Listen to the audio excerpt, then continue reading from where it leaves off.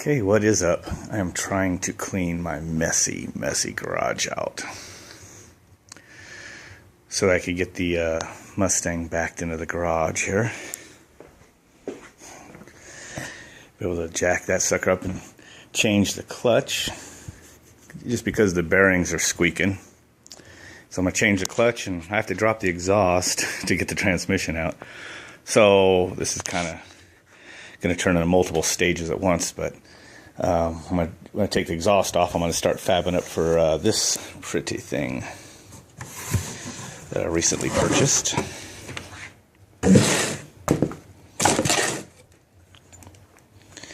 Yeah, so brand new turbo, got the wastegate. I still have back in all that mess, you know, plenty of parts from my last turbo project from the Saturn, so I'll just reuse the blow-off valve and a bunch of stuff I had before. Some of the fittings, so I'll have to go buy a couple fittings for this. So anyway, this is they set this up from Arizona Tractor and Turbo. It's for low buck, it's it's more affordable than buying a Garrett. So they've been a Borg Warner dealer, and then this brand here. So it's good stuff. It's just not the high end.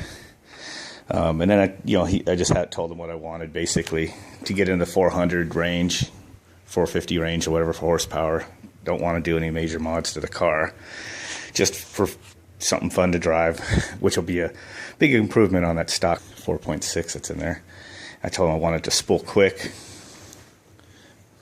Wasn't looking for any super numbers, so that's how it was set up for me. So brand new.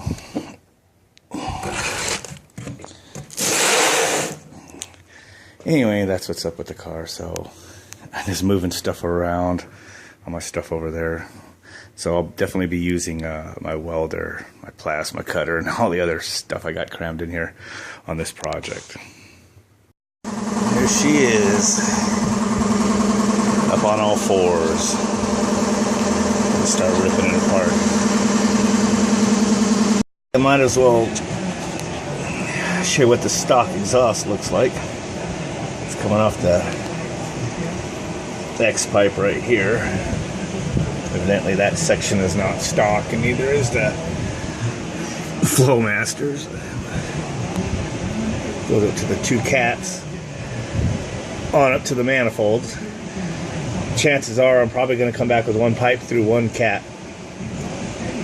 Probably have to go get a cat from Lopers or something to go through one single cat, and then just join back in.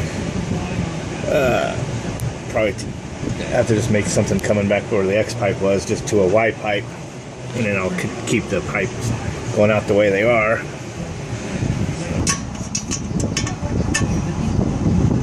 Okay, all set on that. Here's the old bearing. Dude, it's trashed. This is the throwout bearing. So it's really catching on there. It's toast. I knew it was toast. It was noisy when I got the car. The new that other pilot shaft bearing in there. I don't know how bad it was, but anyway, so new clutch is in place. Let's see if I can just do this in. Well, I'm looking at. Trying to look at the access to the exhaust manifold bolts. There's one bolt over there. Looks like it'd be a real nightmare without pulling the engine. Got my shop blower out here. Hopefully they ain't making too much racket. There's all those bolts up there. So I turned one of those bolts with a wrench, and it turned. It actually was backing it out of the head, the threaded side out of the head. Tempted to try to pull those manifolds if I can, so I can modify them. Let's see here. What I'd like to do is modify them, move these AC lines out of the way, and cut a hole, weld in some pipe on this one, and on the one on the other side, bring them relocate a little bit of this stuff right here and set the turbo right there and bring those two pipes right there and set the plug the exhaust right to the bottom of the turbo there, it'll be perfect, and then just have to worry about the one downpipe. That's what I'd like to do. Not so sure I'm gonna be able to do it. I might just do it the easy way and join the pipes together in the back of the Y pipe and bring it up under the car.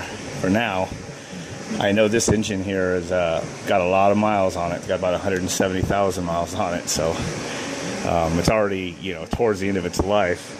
But nothing better than doing my tuning on that. I have nothing to lose if I cause any catastrophic failure on this engine.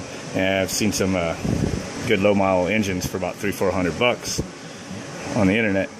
Be able to order or go purchase one of those and freshen it up, have it be, you know, put that one in here, and when I have that out, I can do all the modifications I want. So kind of debating. I'm kind of thinking if I try to get these exhaust bolts out, you know, this ain't like an old 5.0, man, where you just reach down in there with a socket or whatever. Good old days on my old 5.0 Mustang, man, you get those manifolds real easy, but not on this. That's the easy side. This is the hard side. It's got the master cylinder, everything in the way. I did think I might be able to relocate a line or two to snake that exhaust manifold out over here, but it'd be tight.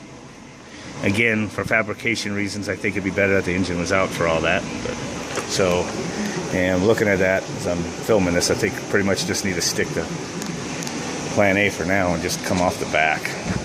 Just Y pipe it together. That's what most people do. And bring the pipe up there. So, adds a little bit of lag the more exhaust pipe that you have, but that's nothing. You know, I mean, some people are doing remote turbos now where they put the turbo all the way in the back. Then you gotta have an oil scavenger pump and all that kind of stuff. Adds. And plus the turbo's under there where you can't really service it. So I'll probably still put it right here, right in this area. Anyway, guess I'll go ahead and stick that transmission back in there.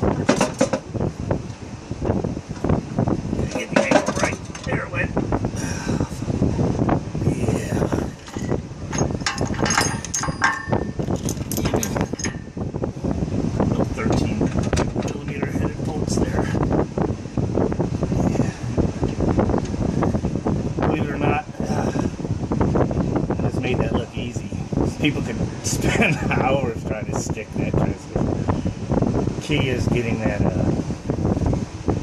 using that alignment tool and holding it right in the middle when you first button up those pressure plate.